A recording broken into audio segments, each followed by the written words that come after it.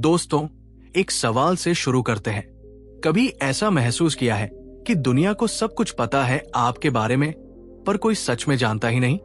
आप अपने सारे अच्छे दिन, अपनी सारी खुशियां, अपनी सारी अचीवमेंट्स दिखाते रहते हो इंस्टाग्राम पर, फैमिली गैदरिंग्स में, ऑफिस में, सोसाइटी में, पर अंदर का खालीपन, अंदर की बेचैनी, वो मिडनाइट को जो आप रोते हो, वो अकेलेपन में जो सोचते हो, वो सब किसी को नहीं दिखता। और शायद सबसे अजीब और सबसे पेनफुल बात यह है कि आप खुद भी अब इस अंदर की दुनिया को समझने की कोशिश करते करते इतने थक गए हो कि आप सोचने लगते हो कि शायद कुछ गलत है मेरे साथ। शायद मैं ही अकेला हूं जो इस तरह फील करता हूं। शायद दूसरे सब लोगों के पास सब कुछ फिगर्ड आउट है और सिर्फ मैं ही लॉस्ट हूं। पर क्या आप जानते हो क्या है सबसे बड़ा लाई जो हम सबको बताए गए हैं? ये कि अगर आप इंटेलिजेंट हो, अगर आप डेडिकेटेड हो, अगर आप इनफ मेहनत करो, तो आप अपनी जिंदगी को परफेक्ट बना सकते हो। कि प्रॉब्लम्स सिर्फ उन लोगों के होते हैं जो लेजी हैं या अंदर से कमजोर है। पर ये एक ब्यूटीफुल लाई है दोस्तों। और लोरी गॉटलिएब, एक थेरेपिस्ट, एक लेखिका, एक इंसान जिसके पास थेरेपी की डिग्री है, जिसकी अपनी प्रैक्टिस है, जिसने हजारों लोगों को थेरेपी दी है, वो अचानक एक दिन खुद को उसी मिरर के सामने पाती है। खुद को उसी कंफ्यूजन, उसी पेन, उसी हेल्पलेसनेस के साथ पाती है जिससे उसके पेशेंट्स सफर करते हैं। और ये मोमेंट, ये सिंगल मोमेंट, ये पूरी किताब का फाउंडेशन है। Maybe you should talk to someone सिर्फ एक किताब नहीं है दोस्तों, ये एक रेवोल्यूशन है। ये एक ऐसा रेवोल्यूशन है जो क्वाइटली आपके दिल को टिल्ट कर देता है, जो आपके सारे अजम्पशंस को शेक कर देता है, जो आपको एक नया लेंस देता है अपने आप को देखने के लिए। लोरी ने अपनी प्रोफेशनल अथॉरिटी को सैक्रिफाइस करके, अपनी वल्नरेबिलिटी को एक्सपोज करके, अपनी स्टोरीज को हजारों लोगों के साथ शेयर करके जो दिखाया है वो है कि स्ट्रेंथ का मतलब कंप्लीट होना नहीं है। स्ट्रेंथ का मतलब है कि आप अपनी इनकम्प्लीटनेस को एक्सेप्ट कर सकते हो। स्ट्रेंथ का मतलब है कि आप अपनी ब्रोकनेस को छुपाने की जरूरत नहीं समझते। चैप्टर 1, दी शैटरिंग, जब सब कुछ कोलैप्स हो जाता है और आप रियलाइज करते हो कि आप भी बस एक इंसान हो। लोरी गॉटलिएब की जिंदगी को देखिए उस मोमेंट के पहले।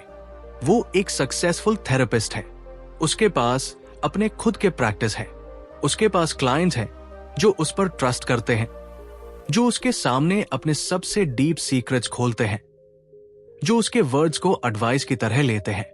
वो बुक्स भी लिखती है, करियर में एस्टैब्लिश्ड है। सरफेस पर देखो तो सब कुछ परफेक्ट लगता है, और ये परफेक्ट इमेज, ये प्रोफेशनल अथॉरिटी, ये एक्सपर्टीज, ये सब कुछ एक कंफर्टेबल बबल बनाता है। लोरी को लगता है कि वो अपनी लाइफ को समझ गई है, कि थेरेपी की थियोरी, साइकोलॉजी की नॉलेज, इयर्स ऑफ एक्सपीरियंस, सब कुछ उसे उसकी खुद की चैलेंजेस को हैंडल करने के लिए इक्विप कर देंगे। लेकिन तब एक दिन कुछ होता है, कुछ ऐसा जो उसके एक्सपेक्टेशंस में नहीं था, कुछ ऐसा जो उसके सारे नॉलेज को, उसके सारे टूल्स को, उसके सारे प्रोफेशनल ट्रेनिंग को इररेलेवेंट कर देता है। और अचानक एक थेरेपिस्ट जो अपने क्लाइंट्स को टेल करती है कि इमोशंस को फील करना इंपॉर्टेंट है, अपने पेन को एक्नॉलेज करना इंपॉर्टेंट है, वो खुद अपने पेन को हैंडल नहीं कर पा रही। एक एक्सपर्ट जो लोगों को सिखाती है कि अपनी वल्नरेबिलिटी को कैसे एम्ब्रेस करें। वो अपनी खुद की वल्नरेबिलिटी को कैसे एम्ब्रेस करूं, ये सवाल का जवाब नहीं खोज पा रही। और यहां से शुरू होती है असली यात्रा दोस्तों। ये सिर्फ एक क्राइसिस नहीं है जो लोरी फेस कर रही है, ये एक फंडामेंटल शिफ्ट है उसके पूरे बीइंग में। क्योंकि जब आप जानते हो कि सब कुछ का आंसर है, जब आप कॉन्फिडेंस के साथ अपनी लाइफ को नेविगेट कर रहे हो, तब अचानक जब वो कॉन्फिडेंस शेक होता है, तब क्राइसिस नहीं आता, एक गहरी डाउट आती है। और ये डाउट ही तो असली जर्नी का शुरुआत है। ये डाउट ही तो हमें हम्बल करता है, ये डाउट ही तो हमें रील मिलाता है।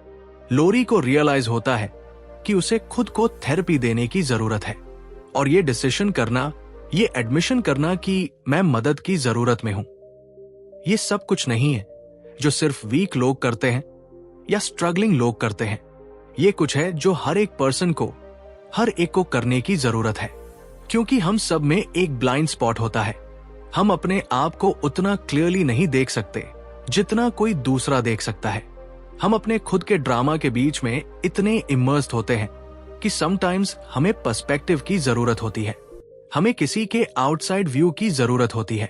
तो लोरी एक थेरेपिस्ट को ढूंढती है, और ये इंटरेस्टिंग है कि जब एक थेरेपिस्ट दूसरे थेरेपिस्ट के पास जाता है तब एक यूनिक डायनामिक क्रिएट होता है, क्योंकि दोनों ही जानते हैं कि थेरेपी का प्रोसेस कैसे काम करता है। दोनों ही समझते हैं कि डिफेंसेस क्या है, कि ट्रांसफरेंस क्या है, कि साइकोलॉजिकल मैकेनिज्म्स क्या है। पर फिर भी लोरी जब अपने थेरेपिस्ट के सामने बैठती है तब ये सब टेक्निकल नॉलेज मीनिंगलेस हो जाती है, क्योंकि वो थेरेपी के अपोजिट साइड में है। अब वो एक्सपर्ट नहीं है, वो पेशेंट है। और ये रोल रिवर्सल बहुत ही हम्बलिंग है, बहुत ही पावरफुल है। Chapter 2, the beautiful paradox. जो हम हाइड करते हैं वो हमें इम्प्रिजन कर देता है, और जो हम शेयर करते हैं वो हमें फ्री कर देता है। अब यहां एक बहुत ही डीप कॉन्ट्रडिक्शन है जो लोरी ने इस किताब में हाईलाइट किया है, और ये कॉन्ट्रडिक्शन हमारे मॉडर्न सोसाइटी की बहुत बड़ी है। हम सब अपने अपने तरीके से ब्रोकन है। हर इंसान, चाहे वो कितना भी सक्सेसफुल हो, कितना भी रिच हो, कितना भी एजुकेटेड हो, कितना भी फेमस हो, अंदर कहीं पेन रखता है। हर इंसान में कोई कमी है, कोई इनसिक्योरिटी है, कोई सेल्फ डाउट है। ये एक यूनिवर्सल ट्रूथ है, पर हम ये पेन को हाइड करते हैं। क्यों? क्योंकि हमें सिखाया गया है कि वीकनेस दिखाना शेमफुल है, कि अगर हम अपनी प्रॉब्लम्स एडमिट करेंगे तो लोग हमें जज करेंगे, क्रिटिसाइज करेंगे, हमें इनकॉम्पिटेंट समझेंगे।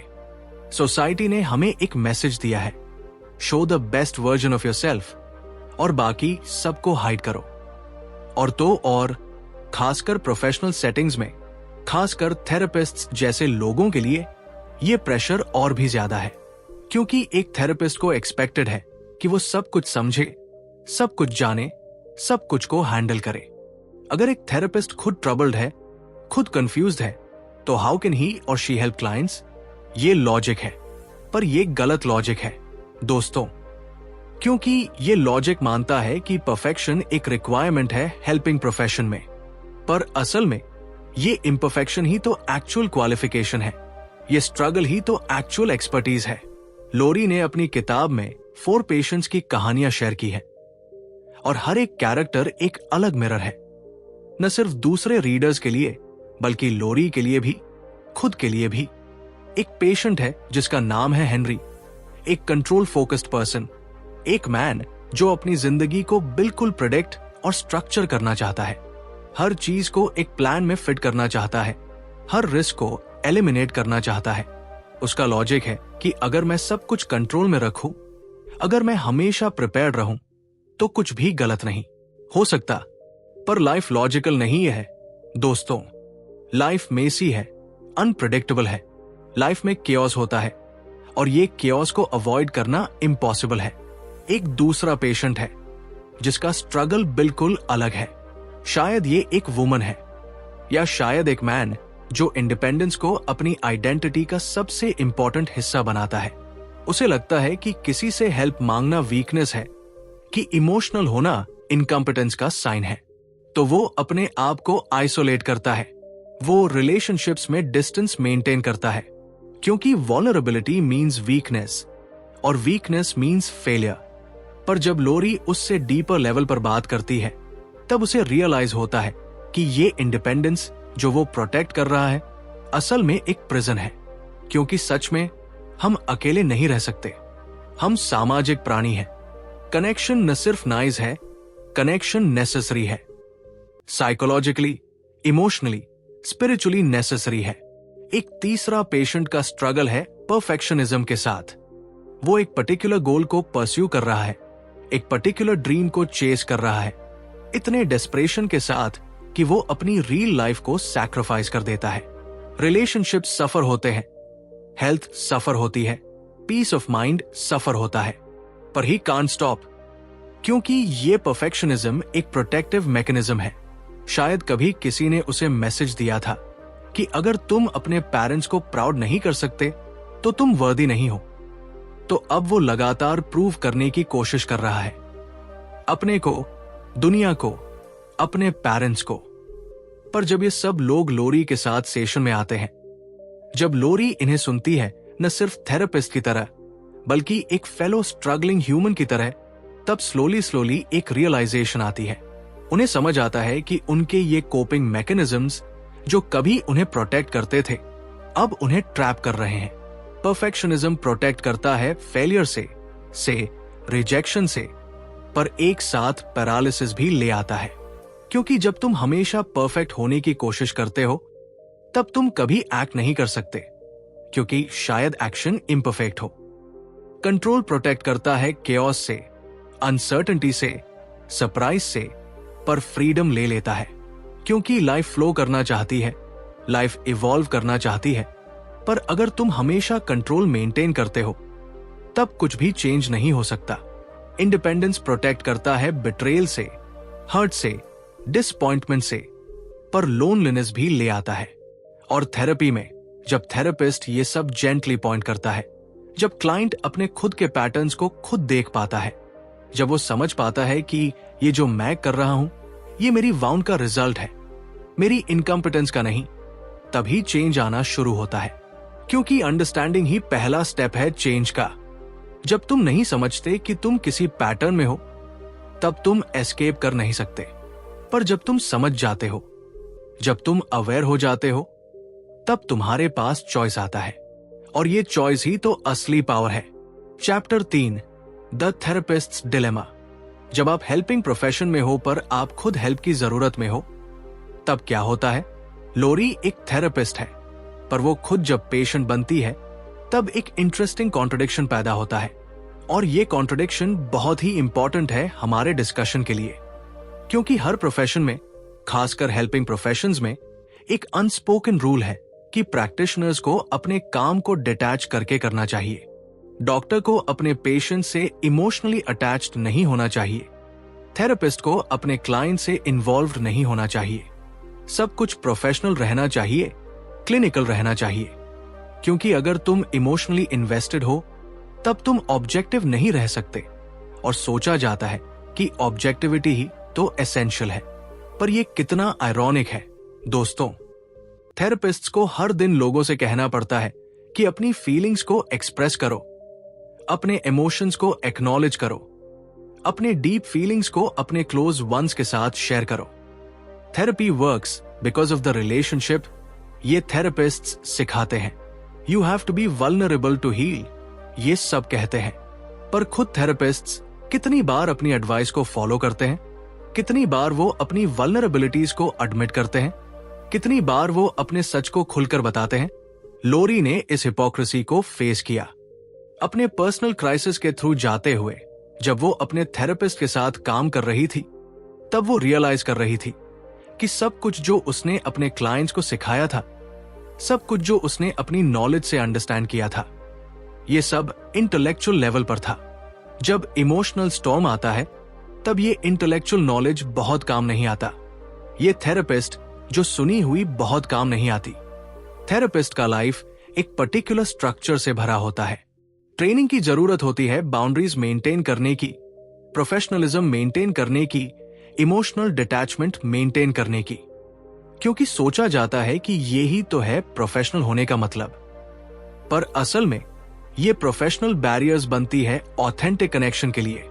लोरी ने अपनी ता में डिस्क्राइब किया है कि कैसे जब उसके ओन थेरेपिस्ट, जिसे उसके थेरेपिस्ट का नाम है वेंदल, उससे बात करता है, तब वेंदल सिर्फ टेक्निकली साउंड नहीं होता, सिर्फ प्रोफेशनली करेक्ट नहीं होता।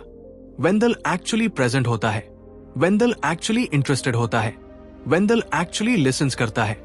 और ये ऑथेंटिसिटी, ये जेन्युइन प्रेजेंस, ये ही तो थेरेपी को काम करता है।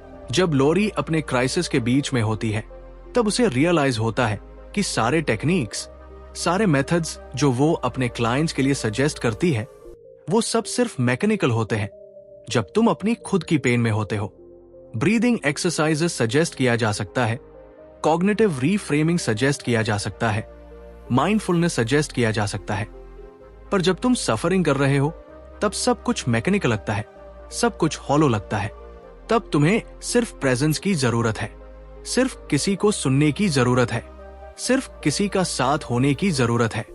और यहां एक बहुत ही क्रूशियल इंसाइट है जो लोरी ने अपनी जर्नी में डिस्कवर किया है।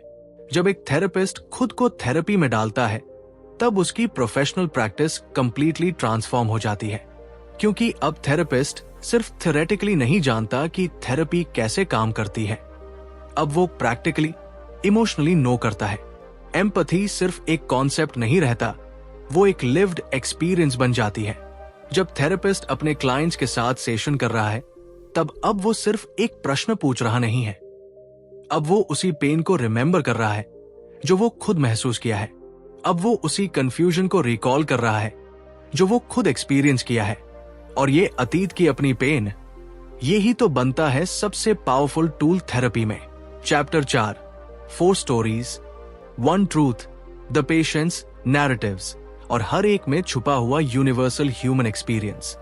अब चलते हैं लोरी की पेशेंस की गहरी कहानियों की ओर, क्योंकि ये कहानियां ही तो किताब की असली हार्ट है, असली मैजिक है। हर एक पेशेंट के पास एक यूनिक स्टोरी है, एक अलग पेन है, एक अलग वे है दुनिया को देखने का, अपने आप को अंडरस्टैंड करने का।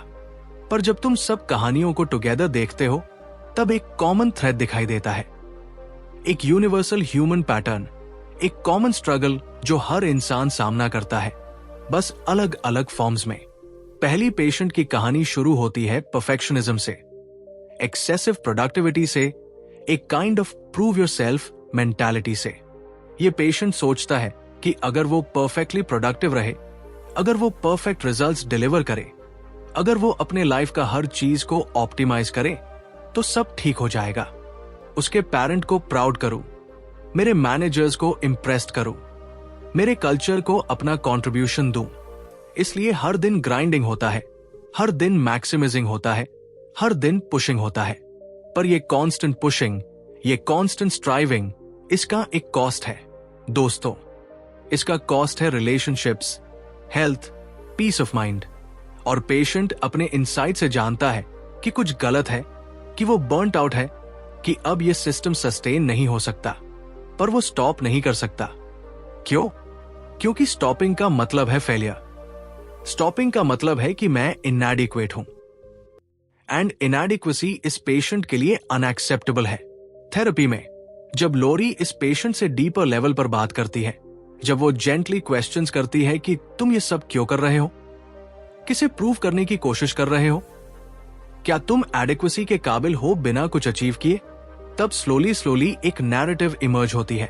शायद चाइल्डहुड में कोई मैसेज दिया गया था, शायद पेरेंट्स कंडीशनल लव दिया करते थे, हम तुमसे प्रेम करते हैं जब तुम सक्सेसफुल हो, या शायद पीयर प्रेशर था, या कल्चरल एक्सपेक्टेशन था।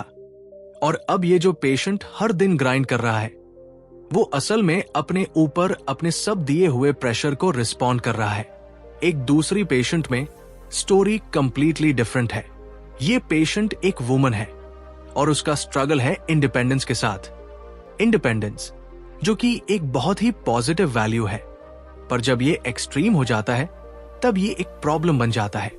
ये वुमन बहुत कैपेबल है, बहुत सेल्फ रिलायंट है, वो किसी को भी अपने ऊपर डिपेंड नहीं करती, किसी से भी कोई फेवर नहीं मांगती। ये सब बहुत अच्छा लगता है, बहुत एम्पावरिंग लगता है, पर अंदर वो बहुत आइसोलेटेड महसूस कर रही है। वो अपने रिलेशनशिप्स में डिस्टेंस मेंटेन करती है। अगर कोई उससे क्लोज आने की कोशिश करे, अगर कोई उसे हेल्प ऑफर करे, तो उसे एक तरह की डिस्कम्फर्ट, एक तरह की अनीज फील होती है, क्योंकि एक्सेप्टिंग हेल्प का मतलब है वल्नरेबिलिटी। एक्सेप्टिंग हेल्प का मतलब है कि मैं अकेली नहीं हूं, मैं दूसरों पर डिपेंड हूं। और ये रियलाइजेशंस उसके फॉर उसके आइडेंटिटी, उसके सेल्फ इमेज को थ्रेटन करते हैं। थेरेपी में जब लोरी इस वुमन को चैलेंज करती है, जब वो आस्क करती है क्या इंडिपेंडेंस का मतलब हमेशा लोनलीनेस होना चाहिए, क्या कनेक्शन लेना और स्ट्रांग होना ये दोनों एक साथ पॉसिबल है, तब इस पेशेंट को अपनी पैटर्न दिखाई देना शुरू होता है।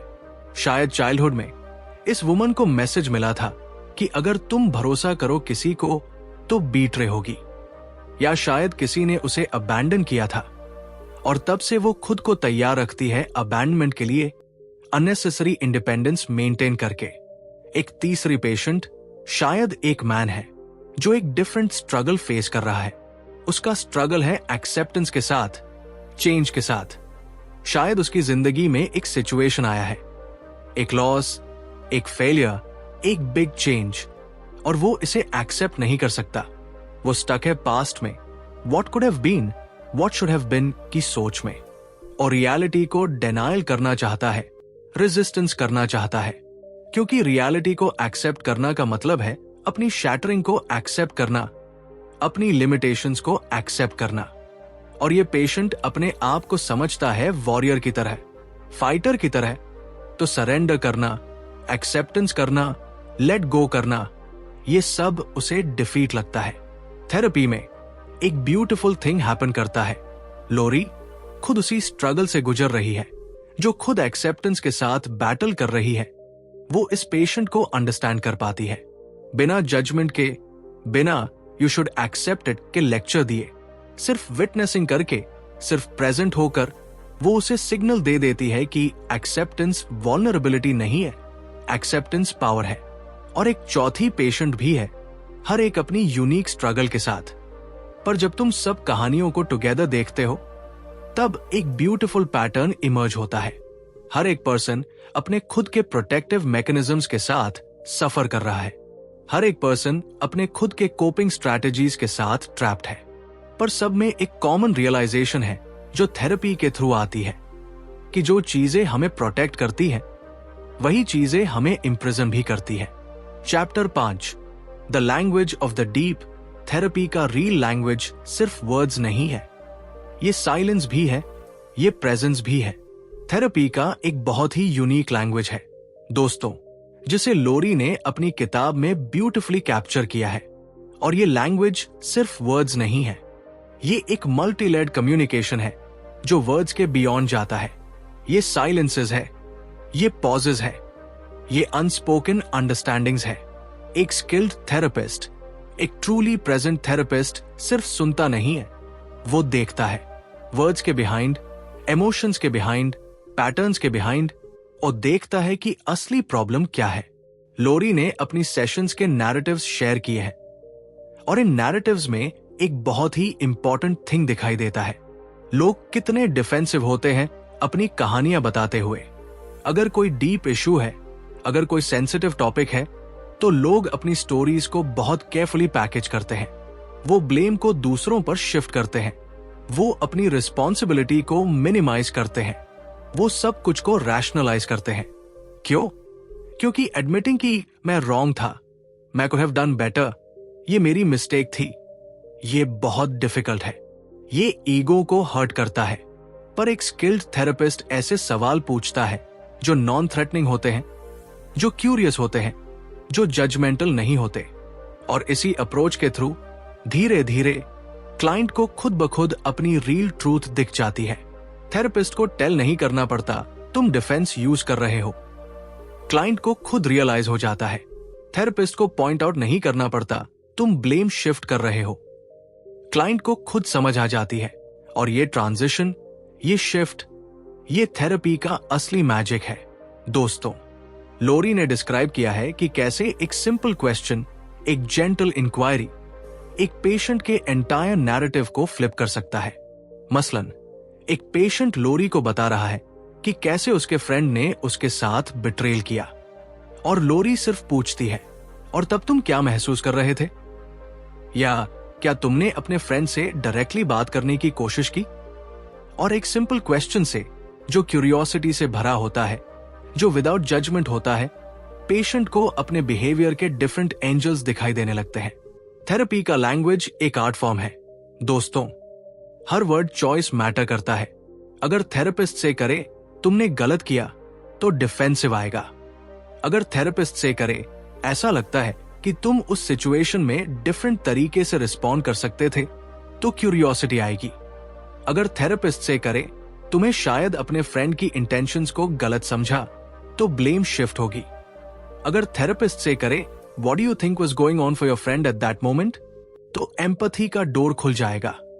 लोरी के सेशंस में उसका थेरेपिस्ट वेंदल वो इस आर्ट को ब्यूटीफुली डेमोन्स्ट्रेट करता है। वेंदल सिर्फ ये सुनता नहीं है कि क्या कहा जा रहा है, सिर्फ सरफेस लेवल को नहीं समझता। वेंदल उस डीपर लेयर को सुनता है जो अनसेड है, जो रिप्रेस्ड है, जो क्लाइंट को खुद भी अवेयर नहीं है, और फिर बहुत ही जेंटली उन चीजों को सरफेस पर लाता है। ये एक मिडवाइफरी है, सॉर्ट ऑफ। क्लाइंट की ओन इनसाइट्स को डिलीवर करना, उन्हें बर्थ देना। लोरी ने अपनी ताब में एक वेरी पावरफुल ऑब्जर्वेशन शेयर किया है। वो कहती है कि थेरेपी हमेशा ब्रेक थ्रू मोमेंट्स के बारे में नहीं होता। थेरेपी में बहुत सारे मंडेन मोमेंट होते हैं, mundane questions, mundane topics, mundane interactions. पर ये मंडेन मोमेंट्स में ही असली शिफ्टिंग होती है। ये जब एक क्लाइंट किसी छोटे से रिएक्शन को नोटिस करता है, किसी पैटर्न को पहचानता है, किसी अजम्पशन को चैलेंज करता है। ये मोमेंट्स है जहां ट्रांसफॉर्मेशन शुरू होता है। थेरेपी का अनदर इंपॉर्टेंट लैंग्वेज है साइलेंस का लैंग्वेज। दोस्तों, एक गुड थेरेपिस्ट जानता है कि कब स्पीक करना है और कब साइलेंस को अलाउ करना है। क्लाइंट को अपने सच को फील करने के लिए स्पेस दे, क्लाइंट को अपने इमोशंस के साथ सिट करने दे। थेरेपिस्ट का जॉब सब कुछ को फिक्स करना नहीं है, बस विटनेस होना है, सिर्फ प्रेजेंट होना है। और ये प्रेजेंस ही, ये साइलेंट विटनेसिंग ही बहुत हीलिंग होता है। क्योंकि हम में से बहुत लोगों को हमारी पूरी जिंदगी में कोई ट्रूली प्रेजेंट नहीं होता है। कोई ऐसा नहीं होता जो बिना अपनी ओपिनियन इंपोज किए, बिना एडवाइस दे, सिर्फ हमें सुने। और जब कोई हमें इस तरह सुनता है, सिर्फ सुने, तो एक बहुत ही डीप हीलिंग होती है। Chapter 6, the myth of having it all figured out. Perfect लगाने की कोशिश में हम कितना नुकसान कर देते हैं। हम सब में, खासकर हमारे मॉडर्न कॉम्पिटिटिव सोसाइटी में, एक बहुत ही गहरा मिथ है जो हमें बचपन से सिखाया जाता है। यह मिथ है कि अगर तुम इंटेलिजेंट इनफ हो, अगर तुम डिसिप्लिन्ड इनफ हो, अगर तुम हार्ड वर्किंग इनफ हो, तो तुम अपनी सारी प्रॉब्लम्स को लॉजिक से सॉल्व कर सकते हो। अगर तुम बुक्स पढ़ो, कोर्सेज करो, नॉलेज अक्यूमुलेट करो, तो तुम अपनी लाइफ को परफेक्ट कंट्रोल में रख सकते हो। तुम डिप्रेशन से प्रोटेक्ट हो सकते हो, एंजाइटी से प्रोटेक्ट हो सकते हो, कॉम्प्लिकेटेड रिलेशनशिप से प्रोटेक्ट हो सकते हो। बस सही इंफॉर्मेशन, सही टूल्स, सही स्ट्रैटेजीज चाहिए। पर लोरी ने अपनी जर्नी में, अपनी थेरेपी के थ्रू ये मिथ को शैटर किया है। और ये शैटर करना बहुत इंपॉर्टेंट है दोस्तों, क्योंकि ये मिथ असल में बहुत ही हार्मफुल है।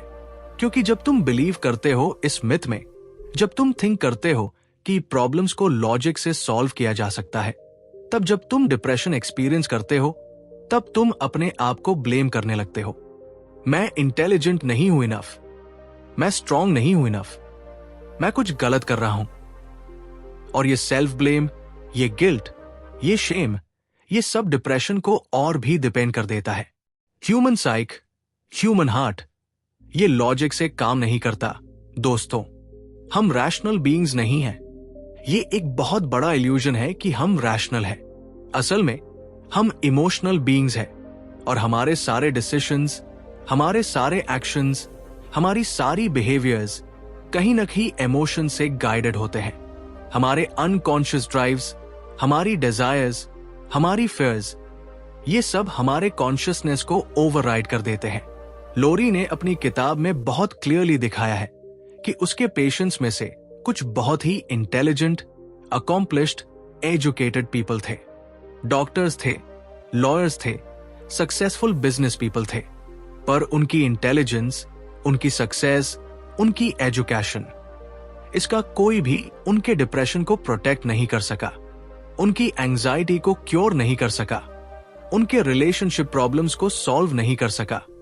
दरअसल कभी कभी जो इंटेलिजेंस होती है वो एक ऑब्स्टिकल भी बन सकती है हीलिंग में। क्योंकि इंटेलिजेंट पीपल, एजुकेटेड पीपल, वो अपनी इमोशंस को इंटेलेक्चुअलाइज करने की कोशिश करते हैं। वो अपने फीलिंग्स को थिंक आउट करने की कोशिश करते हैं। वो लॉजिक को अप्लाई करने की कोशिश करते हैं जहां लॉजिक काम नहीं करता। और नतीजा ये होता है कि सब कुछ मेंटल लेवल पर स्टे करता है, इमोशनल लेवल पर हीलिंग नहीं होती। लोरी के ओन एक्सपीरियंस में जब वो अपने क्राइसिस से गुजर रही थी, तब सब कुछ जो उसने थ्योरी में जाना था, सब कुछ जो उसने एकेडमिक लेवल पर समझा था, सब अचानक मीनिंगलेस लगने लगा। क्योंकि डिप्रेशन, क्राइसिस, पेन ये भाषा का कोई थ्योरी नहीं समझता। ये सिर्फ प्रेजेंस समझता है, सिर्फ कंपैशन समझता है, सिर्फ जेन्युइन ह्यूमन कनेक्शन समझता है। और यहां एक बहुत ही इंपॉर्टेंट शिफ्ट होता है लोरी में, एक शिफ्ट जो थेरेपिस्ट्स में होना चाहिए पर ऑफन नहीं होता। लोरी को रियलाइज होता है कि एक गुड थेरेपिस्ट को सिर्फ टेक्निकली साउंड नहीं होना चाहिए, सिर्फ थियोरेटिकली नॉलेजेबल नहीं होना चाहिए, सिर्फ मेथडोलॉजिकली करेक्ट नहीं होना चाहिए। एक गुड थेरेपिस्ट को एक गुड लिसनर होना चाहिए, एक गुड ह्यूमन होना चाहिए, खुद को अपनी लिमिटेशंस, अपनी स्ट्रगल्स, अपनी इनकम्प्लीटनेस के साथ ब्रिंग करना चाहिए। और ये रियलाइजेशंस ही तो उसकी थेरेपी को ट्रांसफॉर्म करती है। Chapter 7, the gift of vulnerability. अपने आप को खतरे में डालने की साहस, और इस साहस में जो स्ट्रेंथ निहित है। वल्नरेबिलिटी सबसे हार्ड थिंग है जो कोई कर सकता है दोस्तों। और मैं इंटेंशनली कह रहा हूं हार्ड, करेज नहीं, क्योंकि करेज एक स्ट्रेंथ का शब्द है, पर वल्नरेबिलिटी को स्ट्रेंथ की जरूरत नहीं है।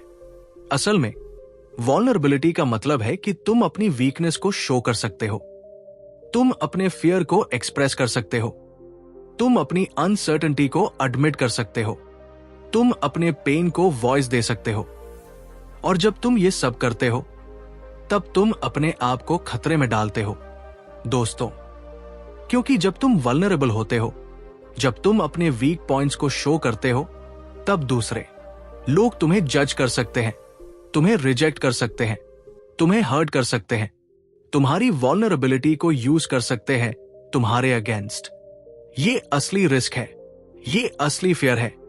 पर लोरी ने अपनी किताब, अपनी वल्नरेबिलिटी को शेयर करके ये दिखाया है कि यही तो एक्चुअल करेज है। वल्नरेबिलिटी वीकनेस नहीं है। असल में वल्नरेबिलिटी की ही तो सबसे डीप फॉर्म होती है, क्योंकि स्ट्रॉन्ग ना, पावरफुल होना, कंट्रोल्ड होना, ये सब रिलेटिवली इजी है। पर अपने आप को लेट गो करना, अपनी मास्क्स को ड्रॉप करना, अपनी रियल फेस को दिखाना, ये बहुत ब्रेव है। थेरेपी में क्लाइंट्स को जब रिश्ता बिल्ड होना शुरू होता है थेरेपिस्ट के साथ, तब ग्रेजुअली वल्नरेबल होने लगते हैं। क्यों? क्योंकि थेरेपिस्ट एक सेफ स्पेस प्रोवाइड करता है। थेरेपिस्ट कभी जज नहीं करता, कभी स्कोल्ड नहीं करता, कभी टेल नहीं करता तुम गलत हो, तुम बुरे हो। थेरेपिस्ट सिर्फ सुनता है, समझता है, एक्सेप्ट करता है। और ये अनकंडीशनल एक्सेप्टेंस, ये अनकंडीशनल प्रेजेंस, ये ही तो वल्नरेबिलिटी को फैसिलिटेट करता है। लोरी के ओन जर्नी में जब वो अपने थेरेपिस्ट बेंदल के सामने बैठती है, तब वो एक्सपर्ट नहीं है। एक्सपर्ट की अथॉरिटी, एक्सपर्ट की कॉन्फिडेंस सब पीछे छूट जाती है। वो सिर्फ एक इंसान है जो स्ट्रगलिंग है, वो सिर्फ एक इंसान है जो कंफ्यूज्ड है, वो सिर्फ एक इंसान है जो हेल्प की जरूरत में है। और ये वल्नरेबिलिटी, ये एडमिशन, ये बहुत एम्पावरिंग है दोस्तों। क्योंकि जब तुम अपनी वल्नरेबिलिटी को एक्सेप्ट कर लेते हो, जब तुम अपनी इम्परफेक्शन को एक्नॉलेज कर लेते हो, तब एक तरह की फ्रीडम आती है। क्योंकि अब तुम्हें परफेक्ट होने की जरूरत नहीं है, अब तुम्हें स्ट्रांग होने का प्रिटेंस करने की जरूरत नहीं है। अब तुम बस हो सकते हो इम्परफेक्ट, कंफ्यूज्ड, स्ट्रगलिंग, पर ऑथेंटिक। और ये ऑथेंटिसिटी ही तो असली स्ट्रेंथ है। क्योंकि परफेक्ट होने की कोशिश करते हुए अगर तुम अपने आप को फेक करो तो तुम अलग थलग हो। पर जब तुम रियल हो, जब तुम ऑथेंटिक हो, तब पीपल कनेक्ट कर सकते हैं, तब लव आ सकता है, तब ट्रू रिलेशनशिप्स बन सकते हैं। लोरी ने अपनी थेरेपी के थ्रू अपनी ओन स्ट्रगल्स को शेयर करके ये पावरफुल मैसेज दिया है।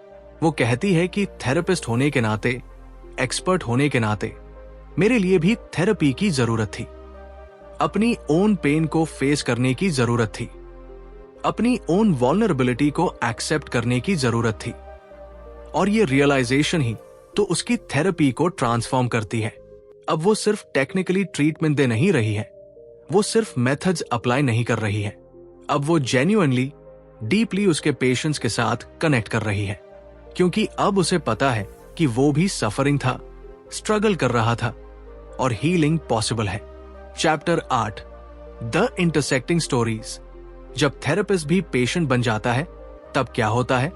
यहाँ लोरी की किताब में एक बहुत ही यूनिक स्ट्रक्चर है। लोरी सिर्फ अपने पेशेंट्स की स्टोरीज नहीं शेयर कर रही है, वो अपनी ओन स्टोरी भी शेयर कर रही है। एक थेरेपिस्ट जो पेशेंट बन गया है, और ये ड्युअलिटी, ये डुअल पर्सपेक्टिव, यही तो किताब को सो पावरफुल बनाता है, क्योंकि अब रीडर के पास दोनों पर्सपेक्टिव्स है।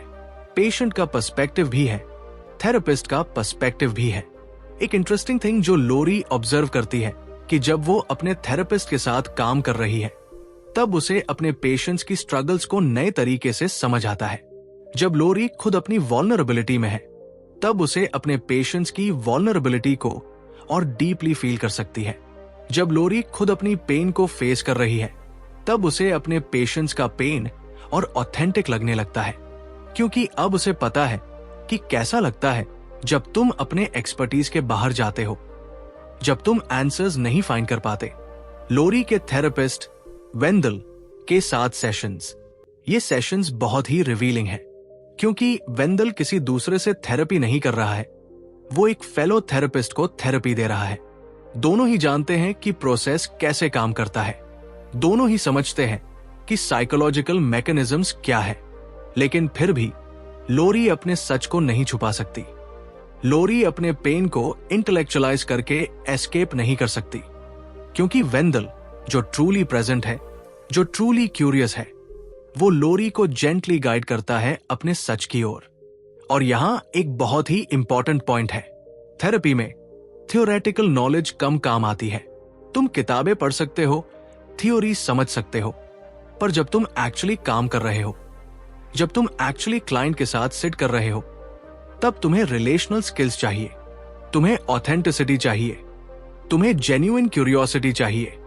और ये सब कुछ तुम सीख सकते हो सिर्फ तब जब तुम अपनी खुद की थेरेपी करते हो। लोरी ने नोटिस किया कि उसके ओन थेरेपी के थ्रू जो अवेयरनेस बढ़ी, वो फंडामेंटली चेंज्ड दैट कैसे वो अपने क्लाइंट्स के साथ काम करती है।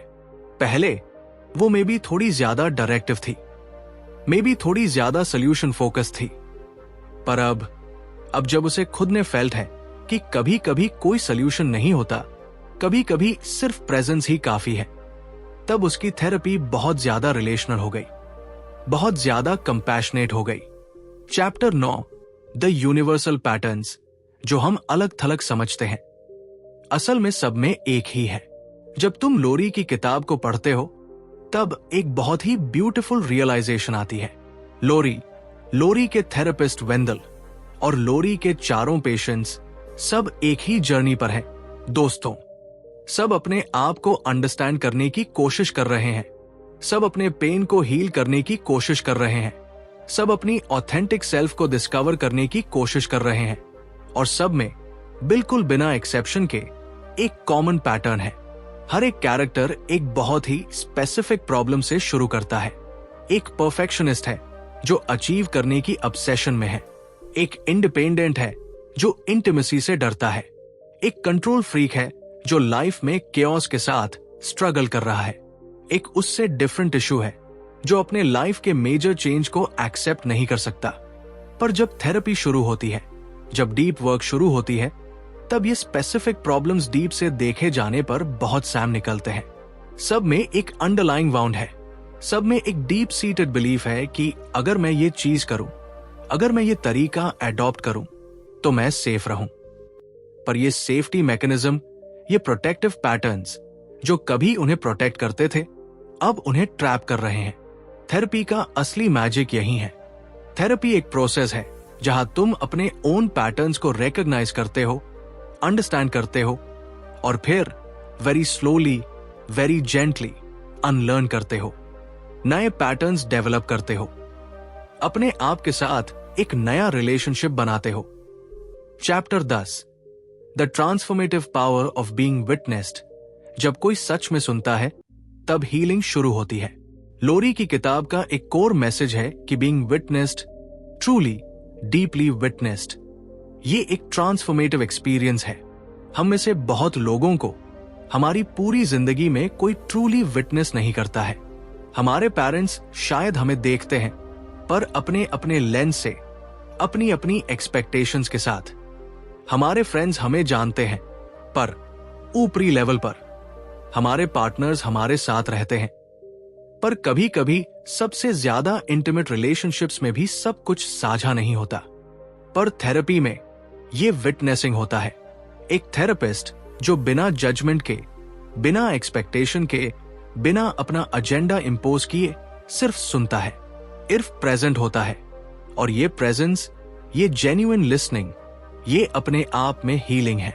लोरी डिस्क्राइब करती है कि कैसे उसके थेरेपिस्ट वेंदल बस सुनकर, बस प्रेजेंट होकर कैसे उसे अपने सच के साथ रिकंसाइल करने में हेल्प करता है। वेंदल को बहुत कुछ करना नहीं पड़ता, सिर्फ सुनना है, सिर्फ क्वेश्चन पूछना है, सिर्फ प्रेजेंट होना है। और ये सिंप्लिसिटी, ये अपैरेंट लैक ऑफ एक्शन असल में सबसे डीप इंटरवेंशन है।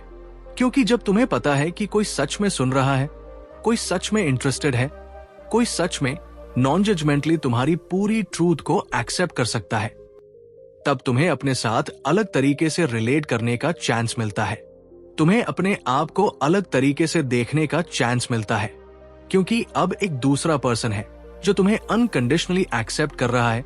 तो शायद तुम भी अपने आप को अनकंडीशनली एक्सेप्ट कर सकते हो। समापन, द जेंटल क्लोजिंग। जब सब कुछ खत्म हो जाता है, तब शुरुआत होती है। दोस्तों, जब मैं लोरी की इस किताब को पूरा पढ़ता हूं, तब बहुत ही सरल पर बहुत ही प्रोफाउंड एक बात समझ आती है, बहुत ही डीप अंडरस्टैंडिंग बनती है। और वो ये है कि हम सबको थेरेपी की जरूरत है। Not because we are broken, not because there something fundamentally wrong with us, लेकिन सिर्फ इसलिए कि हम इंसान हैं।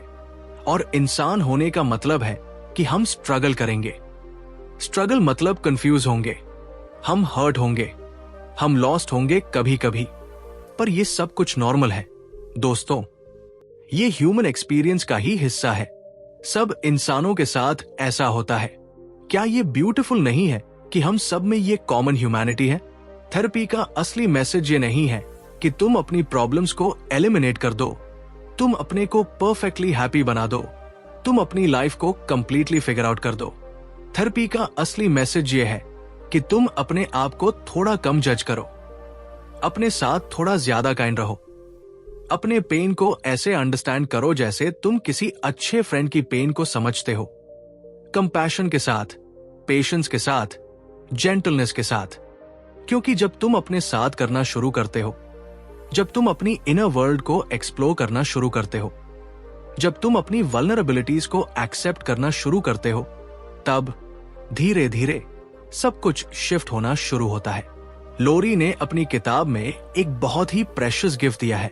दोस्तों, एक गिफ्ट जो हमें दिखाता है कि थेरेपी क्या है, थेरेपी कैसे काम करती है, और सबसे जरूरी बात कि अपने आप को हेल्प देना, अपनी इनर वर्ल्ड को एक्सप्लोर करना, अपनी वल्नरेबिलिटीज को एक्सेप्ट करना, अपनी पेन को फेस करना, ये कोई शेम की बात नहीं है, ये कोई वीकनेस का प्रमाण नहीं है, ये सबसे ब्रेव ए है जो कोई इंसान कर सकता है।